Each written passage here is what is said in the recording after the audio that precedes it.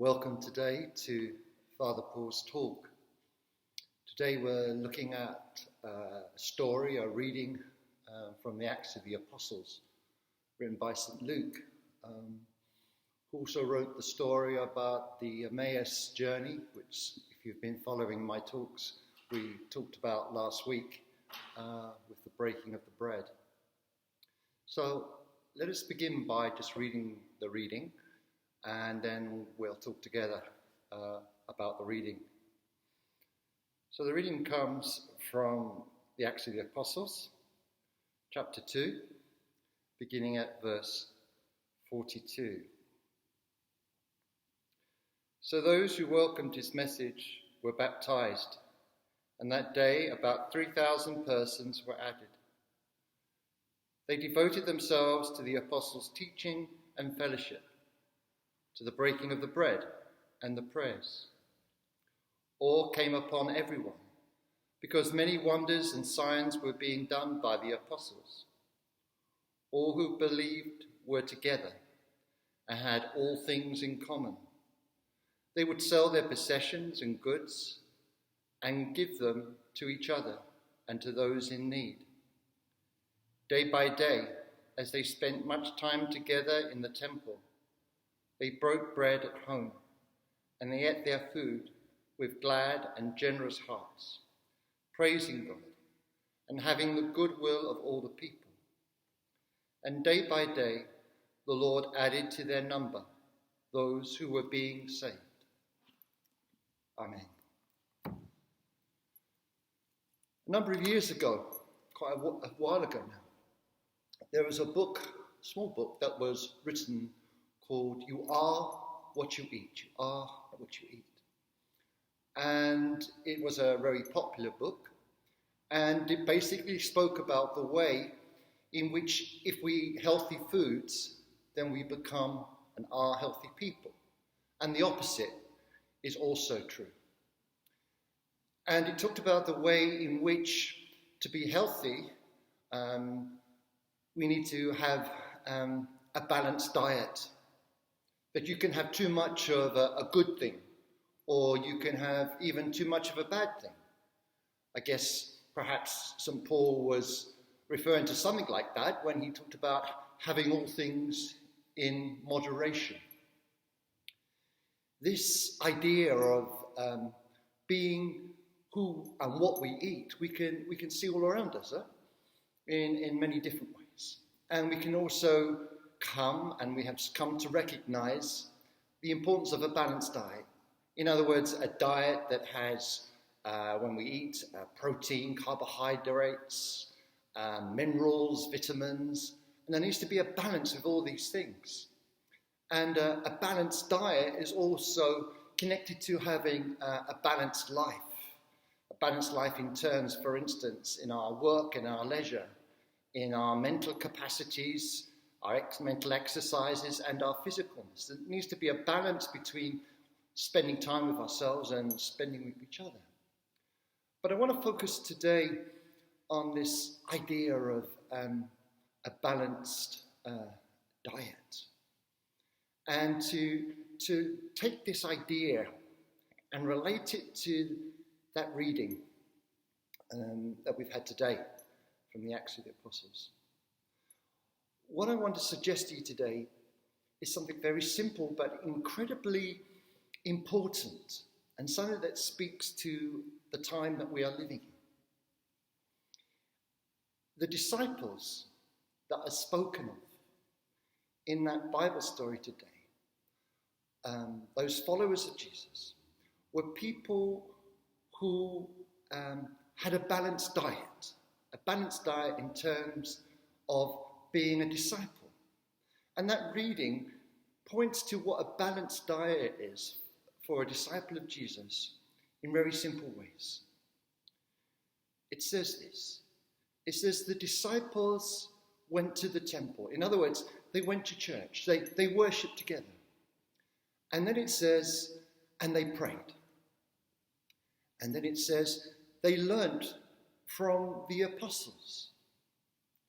The passage also speaks about how they shared things with each other and how they gave things to each other and to other people, to strangers. It speaks about the way in which they broke bread together.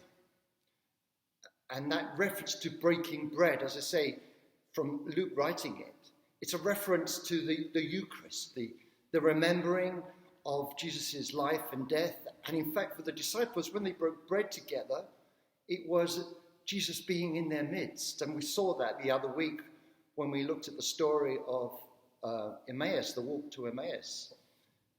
And I spoke about the way in which this breaking of the bread is the breaking of the heart in terms of fellowship. So they broke bread together, but we also hear in that little passage in Acts how they ate together. In other words, they sat down together with Jesus and they broke the bread of the hearts together.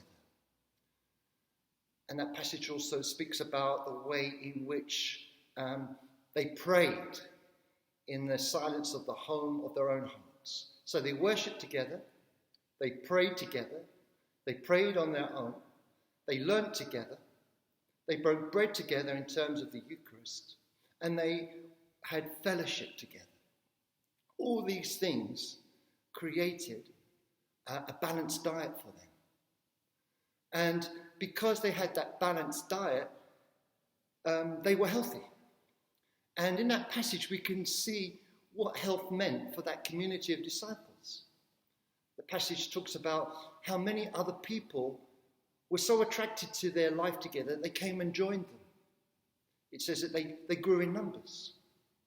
It also says in the passage that the people in the wider community had a tremendous respect for what the disciples, living this balanced life, this balanced diet, were doing in their lives.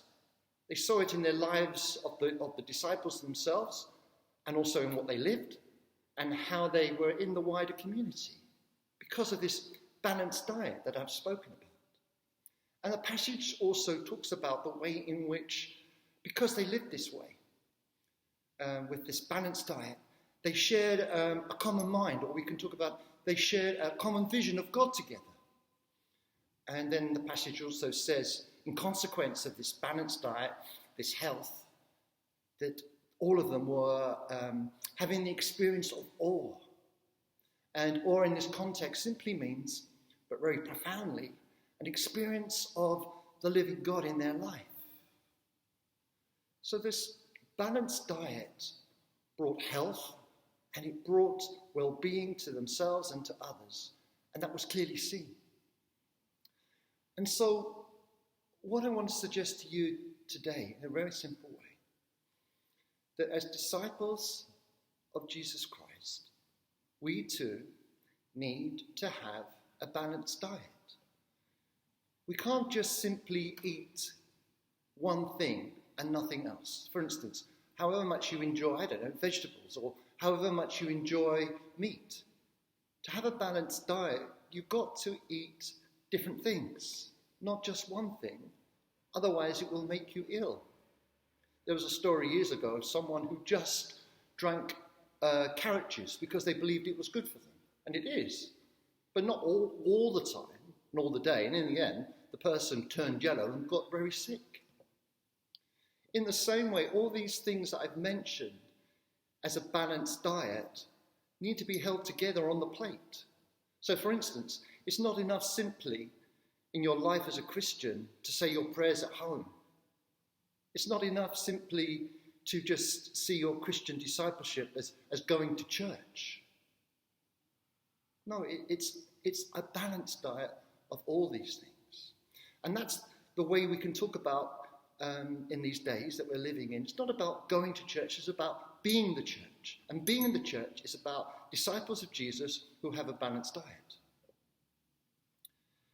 So, just to summarize this, as disciples of Jesus Christ, we need to have a balanced diet, to have health, to bring life and goodness into our own life and to others and to the world. We need to pray in the silence of our own hearts, alone with God. We need to come together as a communities to pray whether that's physically or online. We need to come together to worship. We need to come together to break bread in terms of the Eucharist, because Christ is with us in a special way then. We need to come together as a part of this balanced diet to share together in the vision of God, what the vision that God has given to us. And we need to come together, as I've spoken about before, to break the bread of the heart together. In other words, we need to come together for fellowship. And a part of that balanced diet is about sharing as well and giving. But all these things, for this time that we're living, come from this breaking the bread of the heart together with Jesus and with each other. It is this breaking the bread of the heart together with Jesus and each other that enables us and encourages us to have this balanced diet, so as to have a balanced life in the way that I've spoken about today. Let me conclude by saying this. This balanced life, this balanced diet that we see and clearly see in the Acts of the Apostles today, which is a source of nourishment for us, it's not simply for ourselves, but for our world. It is this living, this participating in this balanced diet of a disciple of Jesus Christ that enables us to participate and share in God's vision for you and me, God's vision for the church, and God's vision for the world. In other words, it enables us to go out into the world and live the life of God. Now, we can understand that living that life of God in the world in many different ways. But for me, it's something about this. It's something about the vision of God. It's something about bringing and experiencing joy and healing within myself,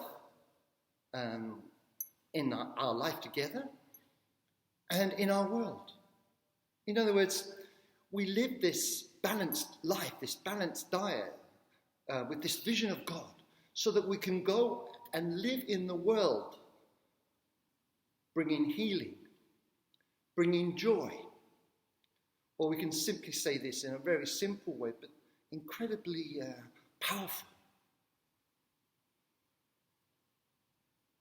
To, in our life, make the earth like heaven, through being healthy and living a balanced life with a balanced diet as disciples of Jesus Christ, to make the earth like heaven, as it says in the Lord's Prayer. And I think it's that at the heart of what Jesus meant when he talked about seeking the kingdom of God. So let me encourage you in this day to seek a balanced life, to seek a balanced diet as a disciple of Jesus Christ. And may God bless you. May he feed you, encourage you. May he open your hearts to his vision for you, for our communities and for our world. May God grant you lightness of step and joy of heart as you journey with him in a balanced life with a balanced diet as his disciple. Amen.